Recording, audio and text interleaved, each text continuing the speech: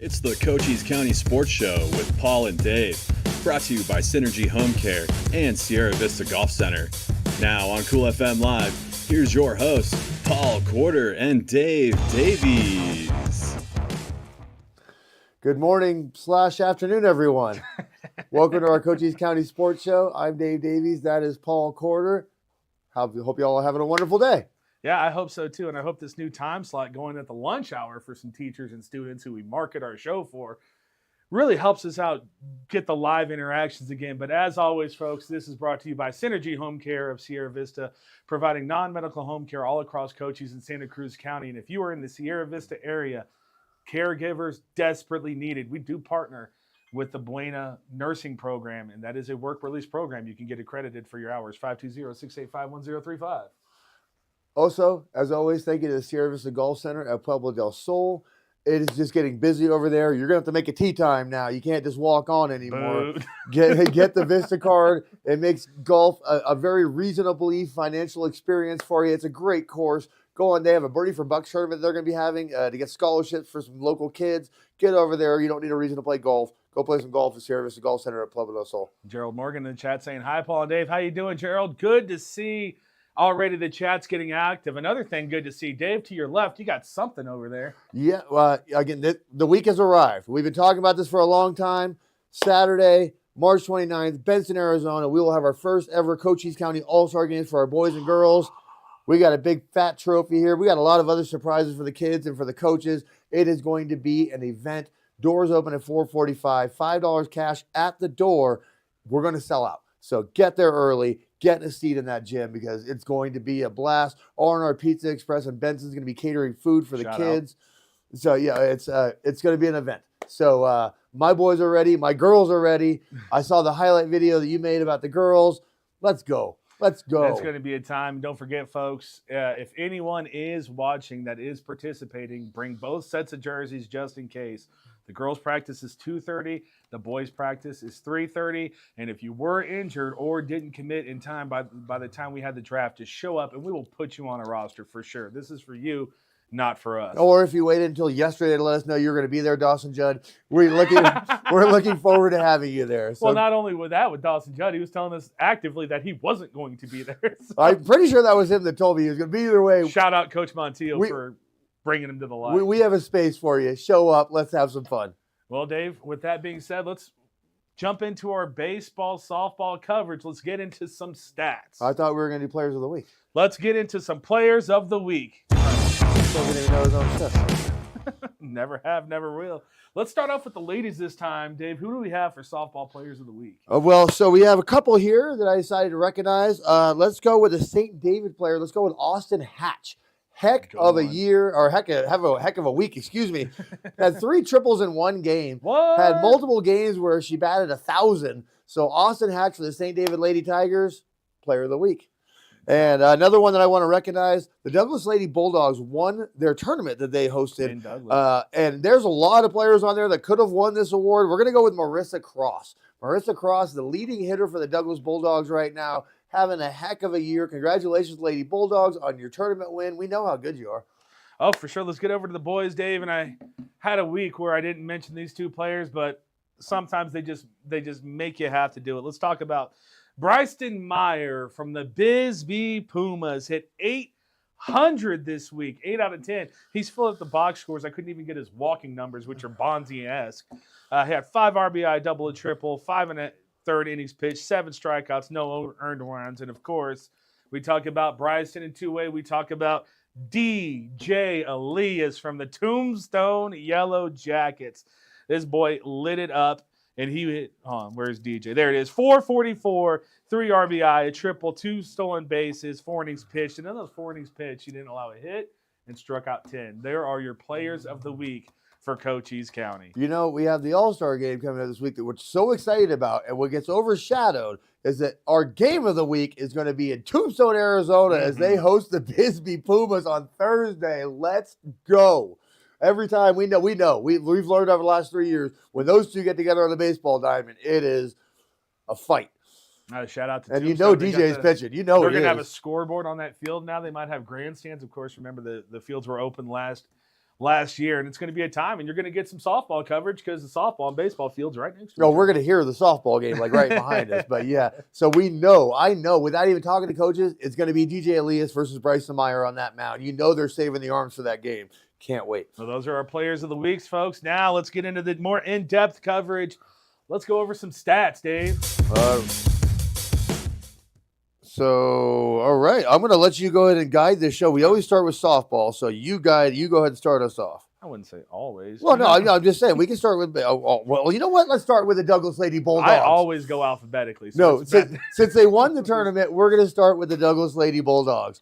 They are 13-3 on the year, 0-0 in their region. They went 6-1 in that tournament. They only lost the Vista Grand. And then they beat them in the finals. So yes, and then they beat them. Yes, there are a couple of home games this week. Micah Mountain and Swarita. That's a big one. So what? Sarorita. Exactly. The only issue that I have with the Douglas Lady Bulldogs, besides their impeccable 13-3 record, is there's no stats on.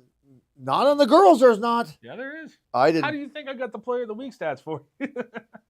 Not on Max Preps, there isn't. I went on Max. So Preps. all I know is I have names. That's all I have right now. I have Marissa. Of course, the first name I wrote down was Marissa Cross. Of course. Let's go with Miranda Romo. Let's see. Abby Luna and Abigail Gonzalez all had a heck of a week. 6-1 in that tournament. Lady Bulldogs kicking butt. Absolutely. It might be an instance. You remember there was one team that would put their last year when I had them. I think it was Benson would put their stats in a week late. It might have been Douglas as well. Who knows? It doesn't matter. Any which way. So we'll just have to do like last week's stats for the Douglas Bulldogs. Either way, we know what you're doing, ladies. We're well aware of what's going on in Douglas, Arizona. Speaking of the Douglas Bulldogs, Besides the boys really after that tournament, I forget what it was called in Tucson, the really important one, the big one, got their season back on track. 8-4-1, 2-0 last week. They beat Sabino and they beat Casa Grande, which is a huge victory for the Douglas Bulldogs. Pun intended. What was that? 15-0 after like 5 minutes. Oh, the Safford one. Oh, Safford. So that was yesterday, and I'll get stats on that next week.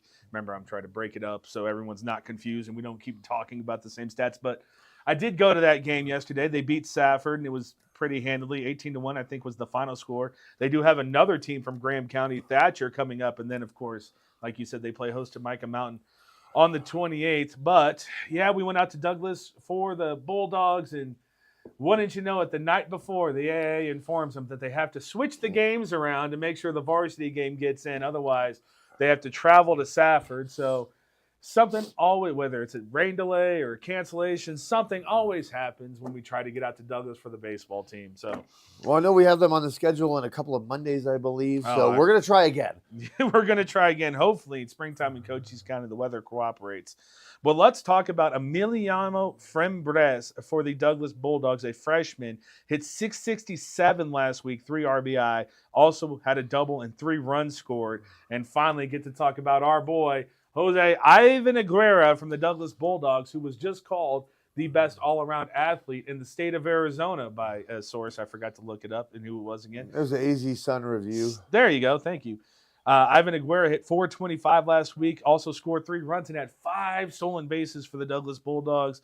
And I want to give a special shout-out to pitcher Rafael Buzanier, who threw 5.2 innings pitched against Sabino, had 11 strikeouts, only allowed 2 earned runs and 5 hits. It's the same thing we talk about Douglas, we talk about Bueno. When they can get those arms figured out, they are going to be a force. And it looks like we might have one with Rafael. Well, again, Douglas, I mean, coming off the PTSD of that CDO game last year, they know what that level is. And so they're trying to meet that level. They don't need to worry about CDO anymore. 5A CDO baseball team now. 7A.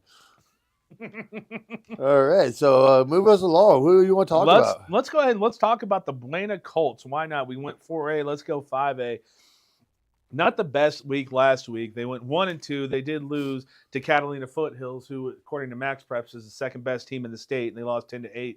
The surprising one was Vista Grand that they lost to. They did beat Sunnyside, and the offense showed up. So tonight and Thursday, they have Cienega. They have Cienega tonight, which I will be at. I say tonight, 4 p.m. is baseball.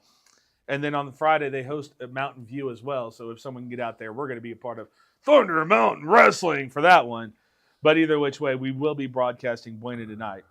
The Vista Grand one, like I said, that was a weird loss, and the offense just didn't show up, which is surprising For to say the Buena, least. yeah, When you're talking yeah. about, again, we talk about all the time, Buena, Tombstone, Bisbee, offenses that you know are going to be there. But that's in every sport. The adage is the same. Defense travels, defense wins championships because defense will follow you everywhere you go.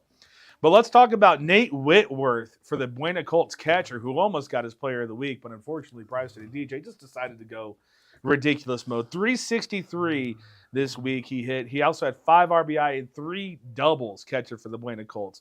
I want to give a special shout out to Bryson Haymore against Catalina Foothills, who went 2 for 4, had a home run, 2 RBI, or a double and and an RBI. And then, of course, when we talk about the Buena Colts, we have to talk about Austin Cushman, Cochise College commit. I was told that even if he does get an offer from U of A, he's going to Cochise College. So that's, Okay. I'll tell you. And It's a good start. It's a good starting program. I got to see Cochise College. By the way, 17th ranked baseball team in the country now. He went 3 for 5 against Sunnyside with 3 Marlins. RBI and 2 doubles. So there we go for the Buena Colts baseball team. I did get a chance to peek at the softball teams. It's not as much success as the baseball team's having. Not as much success. 1-12 on the year. They did lose to Vista Grand 7-14. None of that matters. You have Cienega twice this week. Cienega, girls, you know what the mission is. Just beat Cienega. That's it. That we have one job here in Buena Country: beat Cienega. So today you got Cienega. You have Cienega again later this week. Beat them. That's it. Let's talk about that Vista Grand game. Miss Antman again every week. 2 for 5, an RBI, 2 runs. Zoe Eckler, 1 for 1 with a run scored. And Amaya Serrano, 1 for 3 and an RBI. So, beat Cienega. Beat Cienega. That's it. That's it. We just had a video recently posted on Cool FM. Great timing on that one. It's almost like Dan knows what he's doing. Yeah, we know what the Cienega rivalry is. So, again, you have one job. I don't care if you win 3 games all year as long as 2 of them are against Cienega. That's all that matters. And again, folks, we are live on Cool FM. Don't hesitate to jump into our chat. We love the interactions with everyone. Let's jump over to our 2A coverage now, Dave. And let's start off with the Benson Lady Bobcats. They had a very busy week. They did. They were in a tournament. They're 5-9 on the year, 1-2 in their region. They went 2-3 in this tournament. They are home this week against St. Augustine Catholic and Crimson. One of their tournament wins they had was against Dobson. Let's see, a name that you've never heard before. Kaylee Taylor went 1 for 2 with a run. Karis Taylor went 1 for 2. Shout out Karis. Millie Kellogg 1 for 3 with a run scored as well. So Lady Bobcats hang around right around that middle range. So they're looking good. We're the postseason. You tell us. You have second half of the season's kicking in. You got to start winning all these games. I just went through all the accolades for the video I made, and Kaylee Taylor, 2A state first team player, and then player of the year, like first team all region. Whose team is she on? She was the first pick in our ladies draft. Kaylee Taylor, much deserved first pick as well. Well, I'm going to go over to the Benson baseball team, who are currently 6-9-1. They are 1-0 in their region. They went 1-0-1 last week. They beat St. Augustine Catholic. I think 2-0-1 is what I meant to say. They beat Horizon Honors, and they tied Pima 8-8. So that's we love yesterday's game because they beat Valley Union yesterday as well. And so on the 24th, they played Valley Union, and they did win that game. And they have San Miguel coming up Thursday as well. Should be another win for the Benson Bobcats. And as I say every time, I know Coach Alex Montiel watches our show. And I know Coach knows how to put those stats into max preps. They were beautiful during basketball season. Coach, we need to get these boys their player of the week shine. Well, just going off of what I saw yesterday, Bubby Deskins, the young player for the Benson Bobcats, went crazy yesterday. He hit all 3 of the pitchers. He hit De La Cruz, he hit Mitchell, he hit Luna. So Bubby Deskins, now you're a young player over there. I know exactly what you're doing. I seen it. Colton Bubby Deskins, love it. I seen it. I seen it. Just randomly, Bubby Deskins yesterday just went crazy. And again, Dawson Judd in the biggest moment when they needed them to finish off that game, doink. And that's it, ball game. Don't let Dawson Judd win the game. Don't let him go to the plate to win the game. Wilcox Cowboys are currently 3-8-1. They're 1-2 in the region. Now, I only had one game at Max Prep, and that was a loss to Round Valley. They lost 10-9. They traveled a few hours to go to Round Valley. They do play San Miguel today. They play Morenci in a couple days, and then Friday they play Empire. But, Dave, you got information that they had more games than just the one against Round Valley. Yeah, no, they played an epic tournament up in Phoenix. Went 2-2. They beat Kingman Academy. They beat Thatcher. They lost to Heritage Academy and lost to Notre Dame Prep. They had 47 hits in those 4 games, 9 doubles, 3 triples. So the Wilcox Cowboys offense is starting to figure it out. Well, what a segue. It's almost like you do this for a living. You don't, but, I mean, we do it for a long time. Let's talk about that offense. Not a hobby. Jerry Reyes, 3 for 4 in that Round Valley game, a double and 3 runs scored. Robert Hill Jr., we're going to be saying his name for 4 years because he's just a freshman, went 2 for 3, scored a run, and, of course, Ty Scholl, 3 for 5, had 4 RBI in that game and a double. I think you may be misled. I believe it was 6. That's what they posted on the Wilcox site. Not the one on Round Valley. Oh, okay. I know he had 6 RBIs in a game. If I would have had those stats, maybe Ty Scholl would have been a player of the week. Yeah, but he definitely was a candidate. I thought about it for sure, but it's like one of those things where he only played 1 game. Do I give it to someone that did it for 2 or 3 games? Yeah.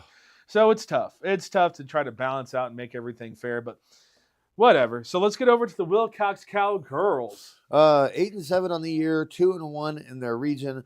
They were also in a tournament. They went 2 for 2 in that tournament. One of those wins was San Miguel, 27-4. Woo! They got Pima this week. They're at Morenci, and so big week for the Cowgirls. This is where your season really comes to fruition. If you can beat Pima and Morenci, you are on the right track. Let's talk about that 27-4 win over San Miguel. Layla Donahue, 2 for 4, 6 RBIs, 2 runs scored.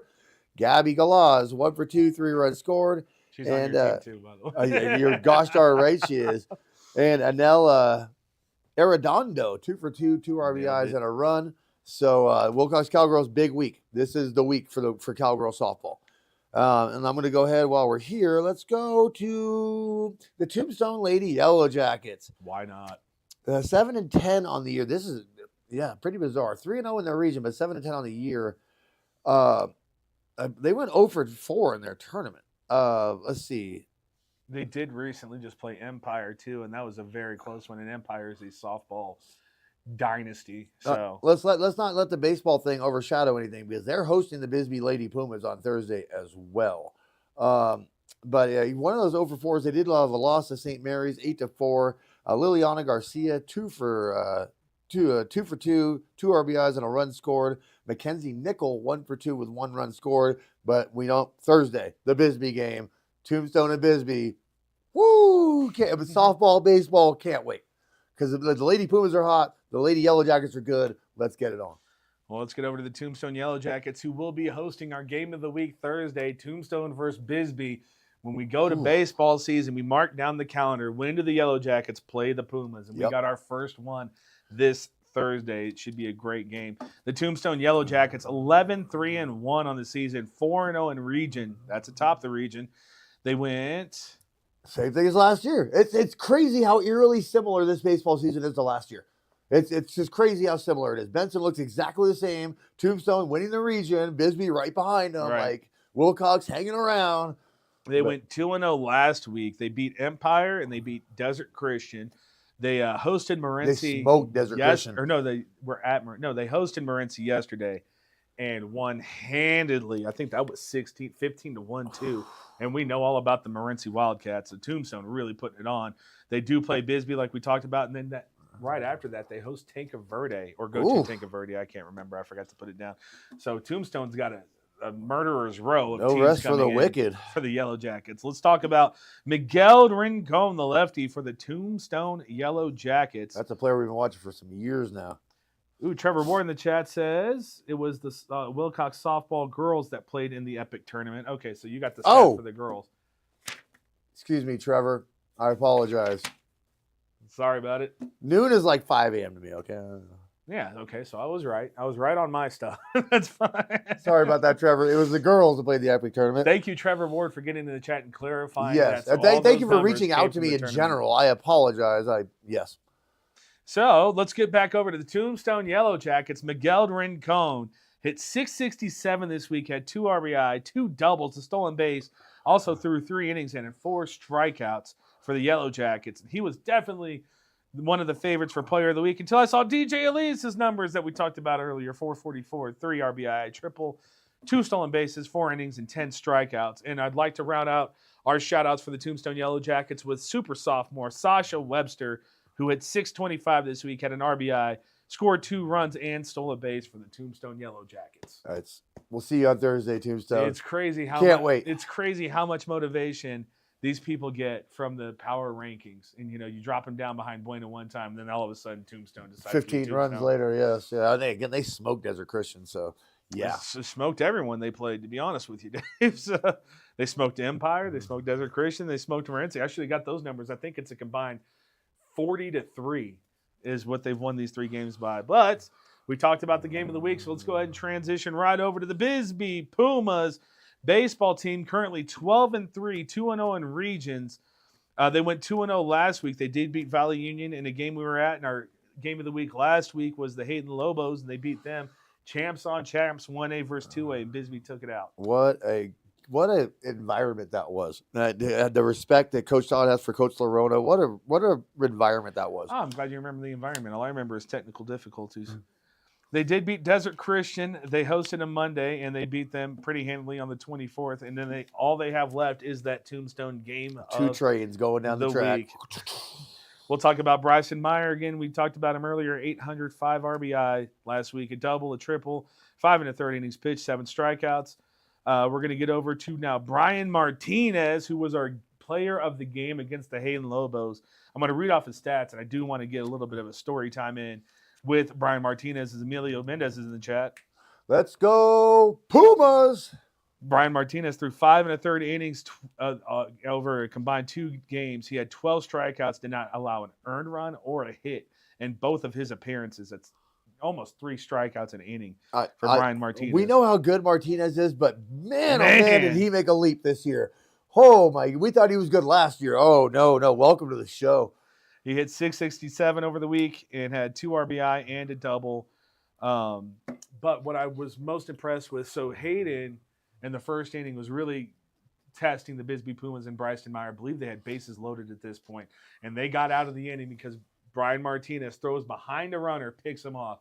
And then a couple innings later, Brian Martinez throws one to second, gets a caught stealing, does a little tongue action. Oh, and then he jumped from his shins onto his feet, to be young again. So Brian Martinez, man, he's really starting to, like you said, come into his own and really becoming that catalyst for the Bisbee Pumas that we would think a Jose was last year when everything is not going your way. You just look to somebody to right the ship, and that's Brian Martinez. I love that you said that because Coach Todd was talking about where are we going to find that quiet leadership that Mendez left. He's not quiet. Well, no, I'm just Martinez. You could just tell he's running this team right now. Actions this is my team. You know what I mean? He's behind the plate. He's calling the pitch. This is Brian Martinez taking care of business right now. So love to see it. And I would like to shout out Hunter Wright as our last coverage. He hit .333. He did have a dinger last. Did he? Yeah, he did. He was inside the park home run. 3 RBI. He also threw 1 1/3 innings and had 3 strikeouts. Almost struck out every batter he faced in relief action last week. But that's it. We are on a collision course, like you said, Dave. The Tombstone Yellow Jackets and the Bisbee Puma baseball team. I'm bringing boxing gloves to Tombstone on Thursday. Like you said, let's not get lost on it. The Bisbee Puma, the Lady Pumas are going into Tombstone as well. And we know that's going to be a big matchup for the softball.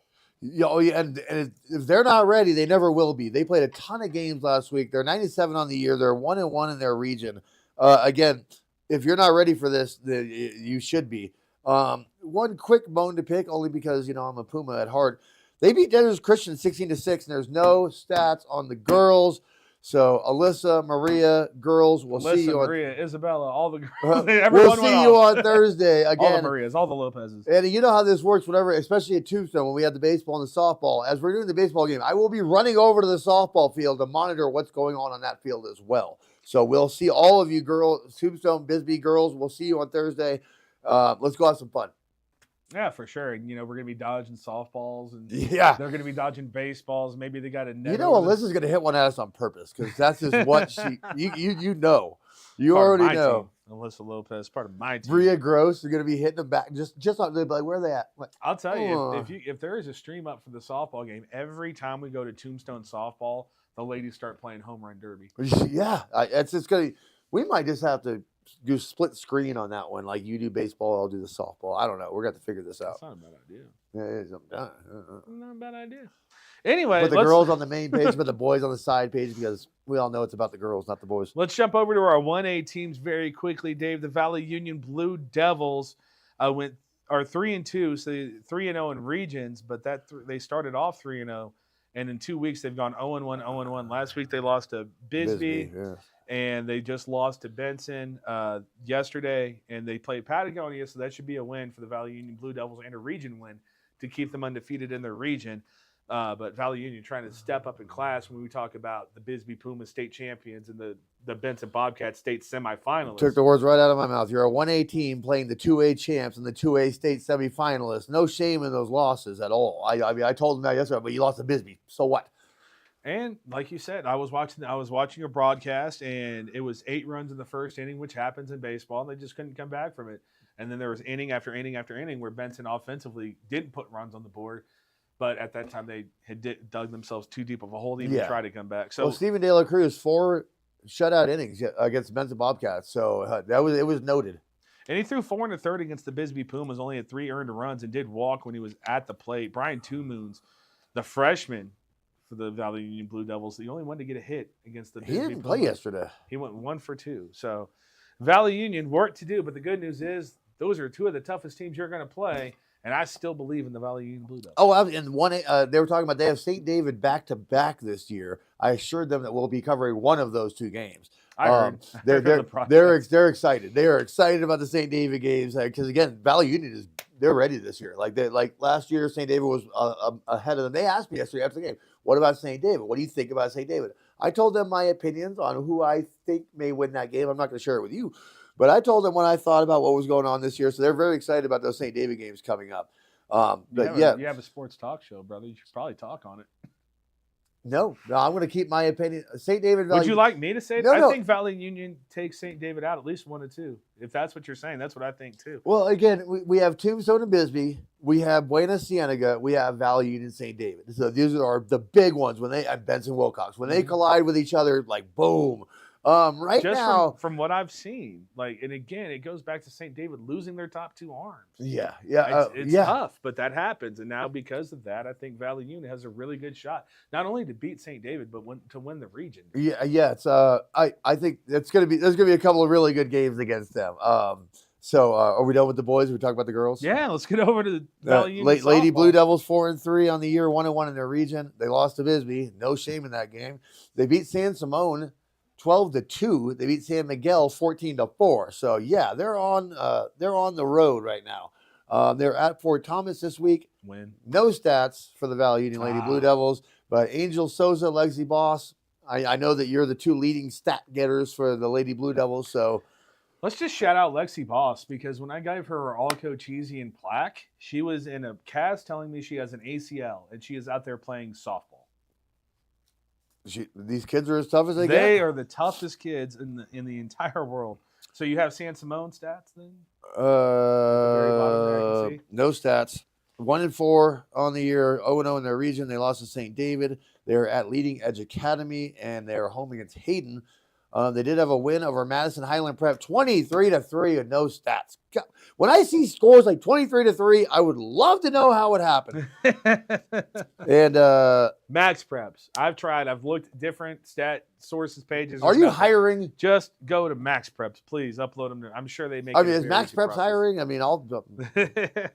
So anything on San Simone boys before we do the St. David Power Hour? San Simone boys are fielding a JV team. That's they right. don't have the varsity baseball team. St. David Power Hour. Let's just do on it. to the St. David Power Hour. Screw it. Let's just do it. So let's talk about the girls, because all they do is win, no matter what. 6-3 on the year, 1-0 in their region. Let's see here. They had 2 close losses to Flowing Wells. They beat Nogales 7-1. That's the one I was. Woo! That was in that Douglas tournament. Yeah. They beat Nogales 7-1. They beat San Simone 22-0. My good Lord. So let's see. This Friday they have either Baghdad or Mogollon. It's weird that maybe they play both. I'm not sure. And then they have San Simone again. Regan Haney. Oh, excuse me. In the San Simone game. Excuse me. In that San Simone game, that 22-0 game, Regan Haney 2 for 4, 3 RBIs with a run. Emmeline Jaquez 2 for 4, 3 RBIs, 3 runs scored. So St. David, they're either playing Baghdad or Mogollon or both on Friday. I'm not sure. Max Preps was kind of confusing, but we'll see you in the playoffs. Yeah, no kidding, right? Well, let's get over to the St. David boys team, currently 3-4, 1-0 in regions, as they did go 1-0 last week, beating Babakivri. They do have a few very winnable games coming up. Baghdad's going to be tough. They do have Mogollon, but they do play St. Augustine Catholic, who is their 2A South team, but not necessarily. If you talk to the coaches in the old 2A Beast region, they feel like that region should be okay. And one of the things they didn't like is that they traded out great teams for St. Augustine Catholic, who aren't as good at baseball as maybe Cochise County is. But so I fully expect St. David to get a couple. Yeah, no kidding, right? I did watch Cochise College play. I actually jumped on there. Shout out Coach Nelson, who gave me a fist bump. He was taking over that day. And gotta say, our boys are pretty well set to take on the NJCAA Division I teams. I'll tell you what. Cochise College is very, very lucky to have this county as this baseball team. You know, it's so funny. Cochise County baseball and softball. I'm in Valley Union yesterday. I finished the Valley Union Benson game. And what's happening next to me? 8-year-old softball practice. Those girls were louder than the baseball game was. We breed them young down here, okay? That's why we're so good. I just couldn't help but stop and watch for like 5 minutes. I'm like, man, these girls are just getting it right now. 8-year-old girls out there. We got to run around first. Run around, we got to go. I'm like, oh, my good Lord. Not only Cochise College, I got to go to spring training and watch the Kansas City Royals play. And you know what they do, Dave? They communicate. They still call everyone off. I got it. These are major league players making $20 million a year. If they can do it, you can do it. And let's stop getting collisions. I think I've seen it more this year than I did all of last year. Let's stop running into each other. Oh, that's funny. I thought last year was worse, but yeah. Either way, we've seen a lot of balls hit the ground because people aren't calling each other off. All right, let's get into St. David Power Hour. Just kidding. That's for the girls during softball. I want to recognize Clark Wilson, who is a freshman for St. David, 2 for 2 in the game against Bobby Kivry. He did also have 2 RBI, double, and 2 runs scored. Vincent Yeager hit 1,000, 3 for 3, an RBI, 2 doubles, and 3 runs scored. And then Cooper Merrill went 2 for 3 with a home run, 2 RBI, and 2 runs scored. So getting the long ball done, I don't know if might not be able to pitch, but he can still hit. Yeah, the way Cooper Merrill hits, I bet that was an out-of-the-park home run. But that's going to do it for our stats, Dave. What a week of action between our baseball and softball teams. So let's do this again real quick. We have Buena Cienega tonight. Mm-hmm.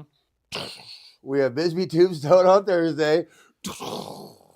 And Thunder Mountain Wrestling on Saturday. We have Thunder Mountain Wrestling. There might be, I don't know, games going off. I don't know. There's a lot to choose from if anyone is going to be out for Cool FM. But yeah, the Buena game. Yeah. We have. And then again on Saturday, we have the biggest deal, the Cochise County All-Star Games. It is going to be a very fun week for these two gentlemen over here. And speaking of fun, my funnest segment of all time, it's time for Paul's Power Rankings. Ah, yeah. So let me gather these hats for you there, sir. Oh, camera's back on. I tried to get it done in time. It would have been a seamless transition. So we're going to start off this week just like we started last week. No, actually. The first time being in the 8th spot, the Wilcox Cowboys. After what Ty did this? Okay. They lost to Round Valley. All right. They lost. Okay.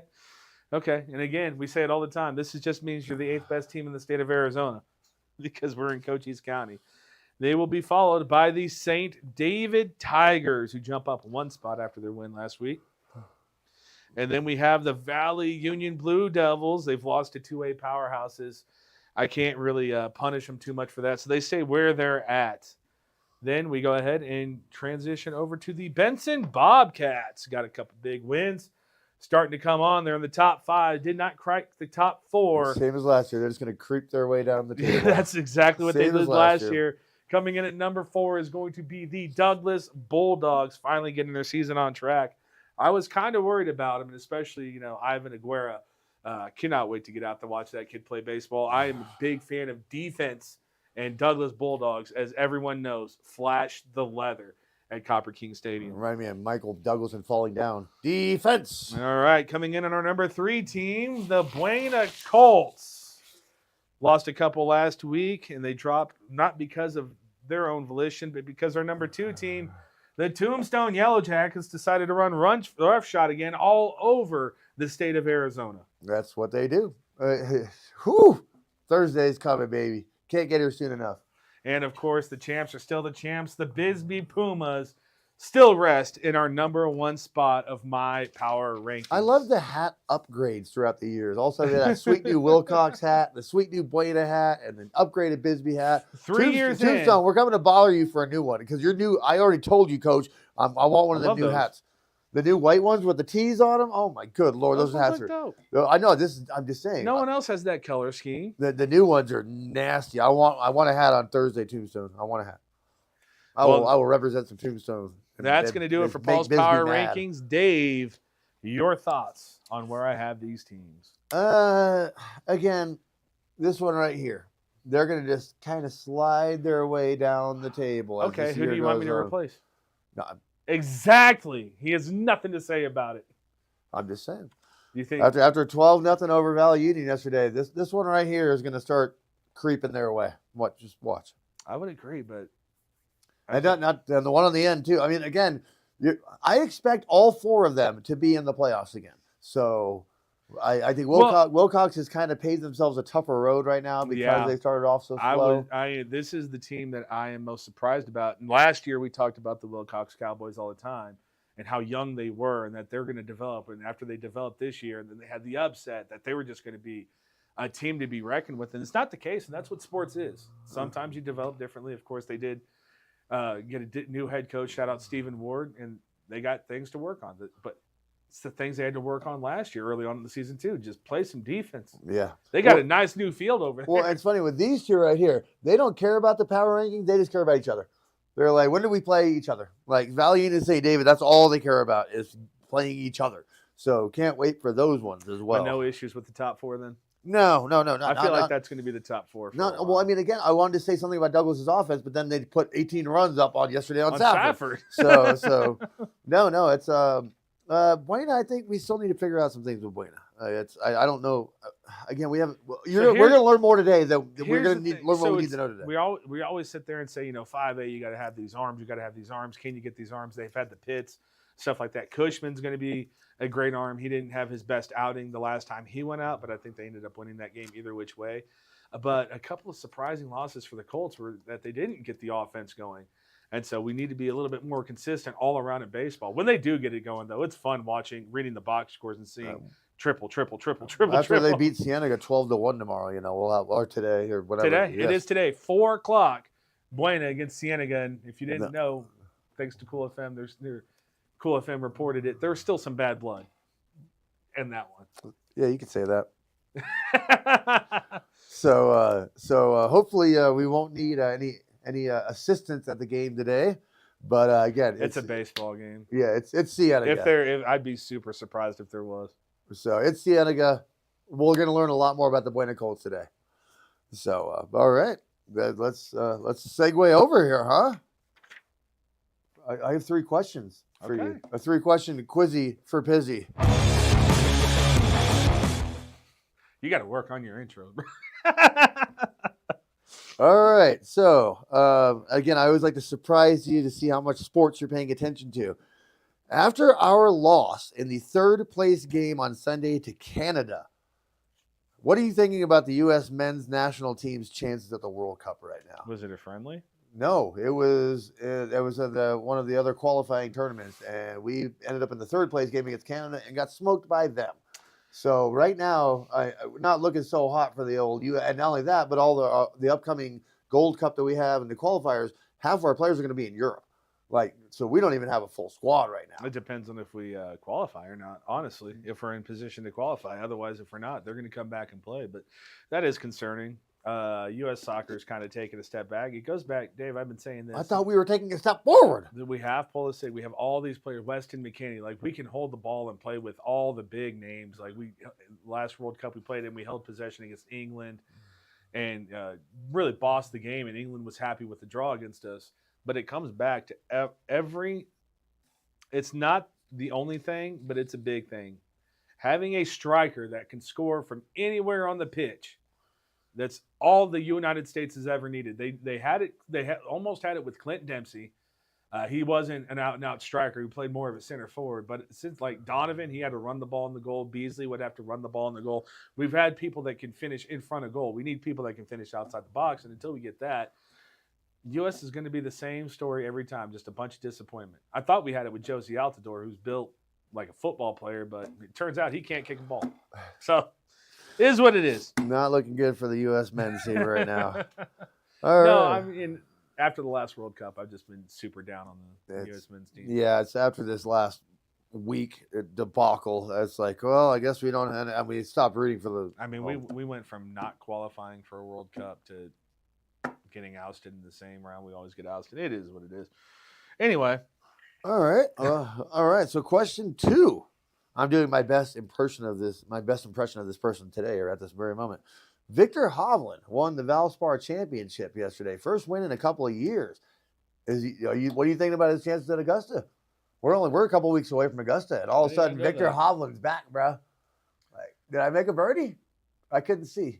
He's a great golfer. I mean, golf's the same thing every time, especially right now. It's not even. Well, yeah, he hasn't been good in a minute though. He had the swing change and the coaching change and all that. It's a toss-up. You want to talk about favorites? It's always going to be Scotty. And I'll tell you what, in majors, I like the live golfers. They always seem like they have something to prove. Rory McIlroy, not only has he turned into a heel, he hasn't finished below top 5 in his last 10 tournaments. So. But yeah, the live golf is breaking right now. That is fracturing. Of course it is. It's fracturing. Like, all that money can't buy a better product. It's. I don't know what they thought was going to happen. It's golf. You put in so much money. I'm like, how are you going to get a return? Because not only are you paying these players to come over, now you have prizes that you have to get. You pay for the venue. The way people do business nowadays is just ridiculous to me.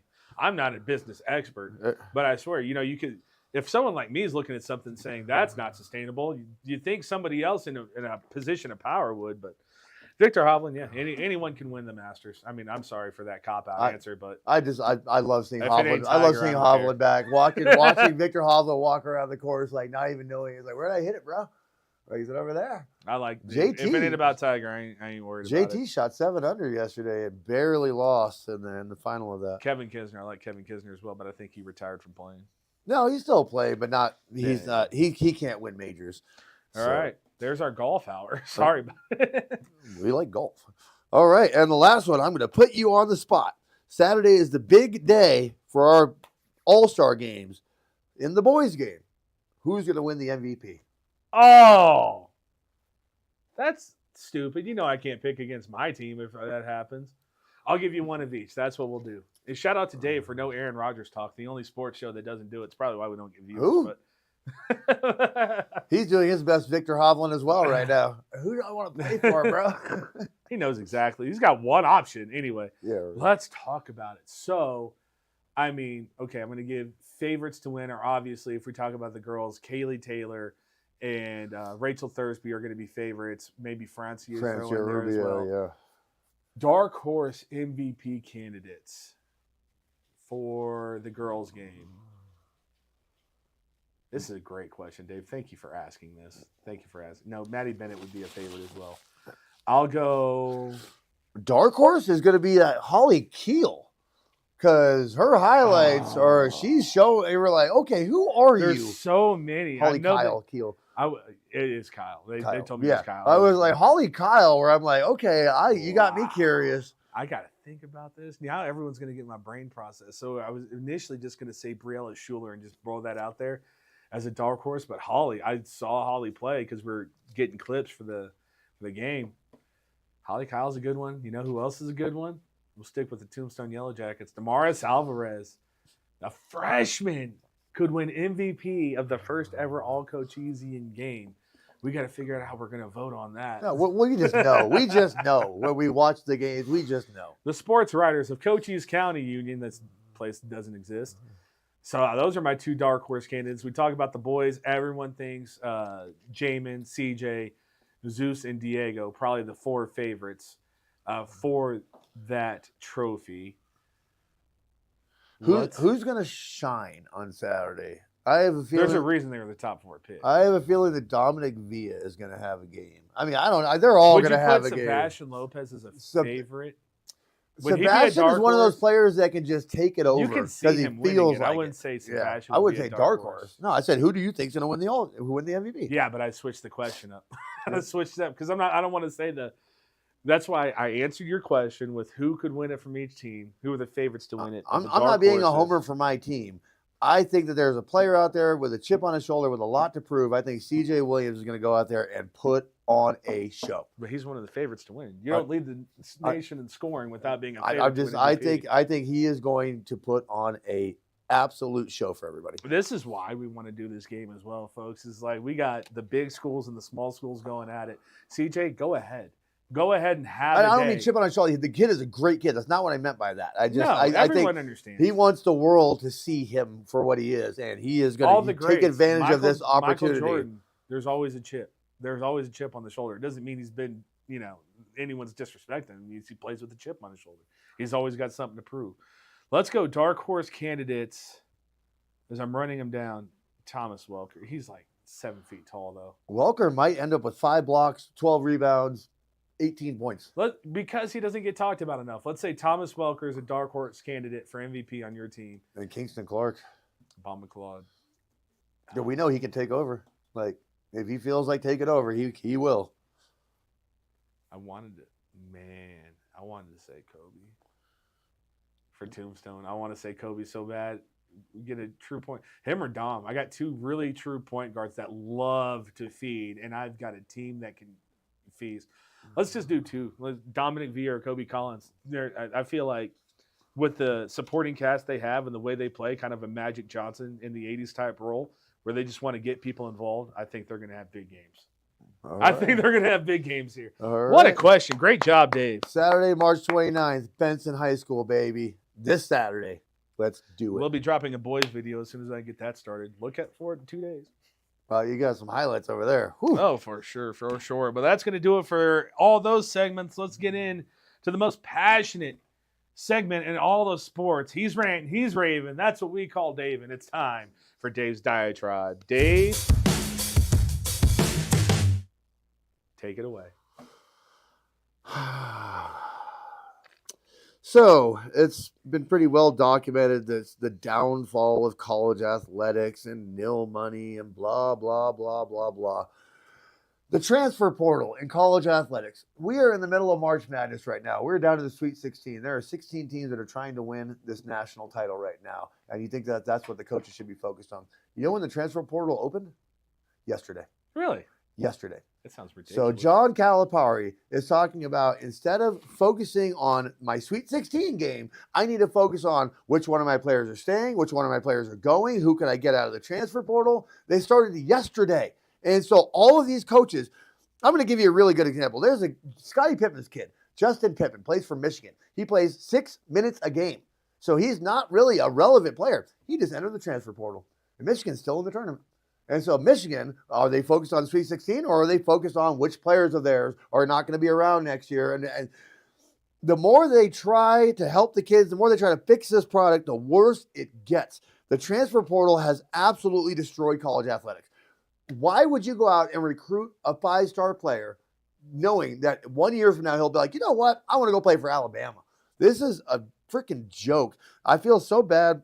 We talked about this a couple months ago. We've seen coaches quit their jobs because they can't handle this college athletics, the transfer portal, the nil money. It's not the same thing anymore. It's a business. Like, and it always has been, but now it's officially a business.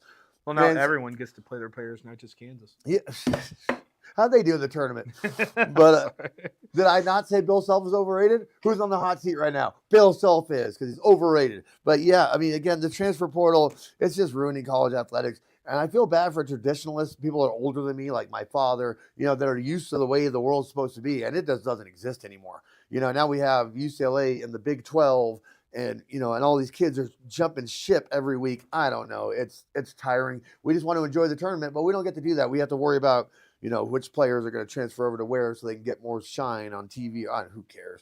Who cares? College athletics, it's over. It's over. Shout out to all our high school kids going into college. I'm kidding. I'm sorry.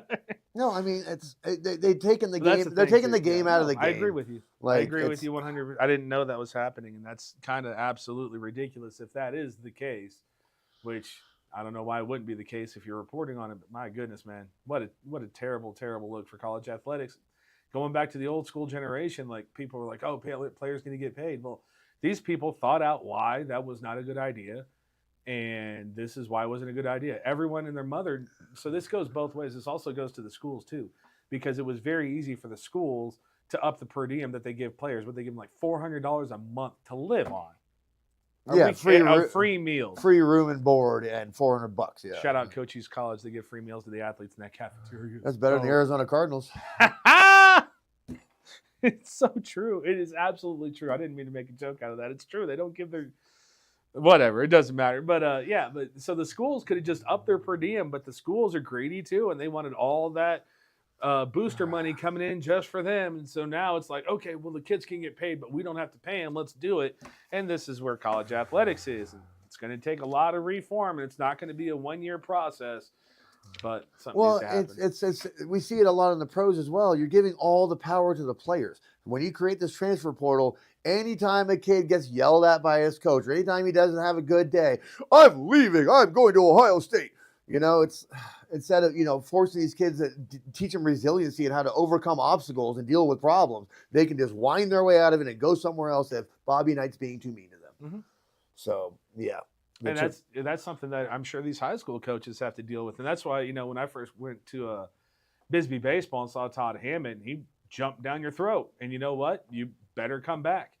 The flip side of that is he's also going to sit there and jump around every time you hit a home run. He's going to be the first one to hug you. And it's one of those things, like, you have to take the good with the bad, because life goes back to our life lessons in sports, is not all sunshine and rainbows. Not everything's going to go your way. Sometimes you're going to mess up, and you need to take accountability for that mess up. And sometimes even taking accountability isn't going to be enough in the moment. There's a lot of life lessons you get from sports. And let's talk about being a college athlete as opposed to like being a person with a job. If you have a bad day at work, you can't just go to another job. Like, there's a pay window there. There's a reason why you can't just up and leave and go somewhere else. It's like the bills, so these college kids are being given these opportunities to do things that us regular people can't do. And you're not teaching them anything by allowing them to do this. I make it sound like I don't want them to get paid. I want the players to get paid. But as soon as they open the NIL with no regulation, everyone and their mother could see this coming down the tracks. And I don't mind the NIL. I like the NIL. I don't like the transfer portal. I say, when you mix in the NIL with the transfer portal, now teams can basically steal people. Yeah. Like, oh, we have $100,000 for you. Come on over here. You know what I mean? So even if a kid maybe necessarily doesn't want to leave his college, the almighty dollar, come on over to Ohio State. You mentioned 5-star recruits. Who cares? Like, what if you're a 2-star recruit? This college took a chance on you. All of a sudden you ball out in your sophomore year, and look at that. He's going to Alabama too. Like, it's the University of Arizona football. They bred him and they lost him. They're like, oh, we have some 2,000-yard receivers. See ya. And you're gone. So, yep. And that's all I have to say about that today. Well, that's going to do it for our Cochise County Sports Show. Great diatribe, great topics all around. Do not forget, folks, this Saturday, Benson Bobcat High School Gymnasium. We're playing basketball. The all-star game. Girls practice 2:30. Boys practice 3:30. Food at 4 to 5:30. Girls games 5:30. Shout out R&R Pizza Express in Benson. Maybe a 3-point contest after the girls' games. The boys' game will be 7 or 7:30. Depends on how we're feeling, I guess. Either which way, this is brought to you by Synergy HomeCare, and we are hiring caregivers today. Should have been yesterday. For everyone in Sierra Vista, we need 4, like, now. Do you need a job? If you need a job, you call 520-685-1035. Please don't be crazy. And if you are crazy, don't show you're crazy in the application process. Anyway. Yeah, just be normal. And also, a big shout out to Sierra Vista Golf Center at Pueblo Del Sol. Again, Birdies for Bucks tournament coming up. Good opportunity for these kids to get scholarships. If you don't have a youth player to play with, they'll provide you with one. They just want you out there on the course having some fun. So, again, we're back. Springtime is here, baby. It's 80 degrees out there. Let's go have some fun on the golf course.